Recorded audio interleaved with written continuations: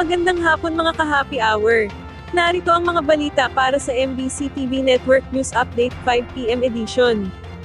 Bilang ng mga Pilipinong walang trabaho noong Mayo, bumaba sa 2.03 milyon. Bumaba sa 2.03 milyon ang bilang ng mga Pilipinong walang trabaho sa bansa noong May 2025 mula sa 2.06 na milyong unemployed noong Abril. Base sa latest labor force survey, iniulat ni Philippine Statistics Authority Undersecretary Claire Dennis Mapak bumaba ang unemployment rate sa 3.9% noong Mayo mula sa 4.1% na naitala noong April 2025 at Mayo noong 2024. Ayon sa PSA official, 39 sa kada 1,000 individual na nasa labor force ang walang trabaho o negosyo noong Mayo ng kasalukuyang taon. Paliwanag ni Yusek Mapat na ang pagbaba ng unemployed sa bansa ay bunsod ng pagtaas sa 1.35 milyon ng mga individual na pumasok sa labor force mula May 2024 hanggang May 2025 kung saan halos lahat ay nagkaroon ng trabaho. Maliban dito, tinukoy din ng PSA chief ang ilang mga sektor na nakapag-ambag sa pagbaba ng bilang ng mga Pilipinong walang trabaho, bilang ang pagtaas ng mga nagkatrabaho sa wholesale at retail trade, agriculture and forestry, administrative support service activities, accommodation food services, political organization at real estate activities. Samantala, iniulat din ng PSA na bumaba ang bilang ng mga Pilipinong underemployed sa 6.60 milyon o katumbas ng 13.1% noong Mayo ng kasalukuyang taon mula sa 7.09 milyon o 14.6% noong Abril. Pagdating naman sa employment, tumaas ang mga nagkatrabaho noong Mayo sa 52.32 na milyong Pilipino, mula sa dating 50.74 milyon na naitala noong April 2025.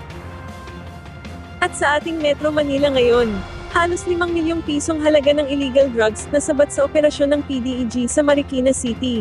Arestado ng mga operatiba ng Philippine National Police Drug Enforcement Group ang 3 high-value individuals sa ikinasa nilang drug by bust operation sa Marikina City. Ayon kay PDEG Director Police Brigadier General Edwin Quilotes, isinagawa ang operasyon kaninang alas 4:02 ng umaga sa Champaka Street, Marikina Heights sa nabanggit na lungsod. Nakuha mula sa mga drug suspect ang nasa 3,239 na gramo o mahigit 3 kilo ng hinihinalang cash o high-grade marijuana, at 30 gramo ng pinatuyong dahon ng marijuana na nagkakahalaga ng 4.8 na milyong piso. Agad dinala sa Special Operations Unit National Capital Region ng PDEG sa Campo Bagong Diwa ang mga naarestong drug suspect, at nahaharap ang mga ito sa kasong paglabag sa Comprehensive Dangerous Drugs Act of 2002. Ating alamin ang mga latest update mamayang alas 5:30 ng hapon sa programang Metro Manila Ngayon, Afternoon Edition. At yan ang mga balita para sa MBC TV Network News Update 5 PM edition. Samahan ninyo kami bukas mula alas 9 ng umaga hanggang alas 5 ng hapon.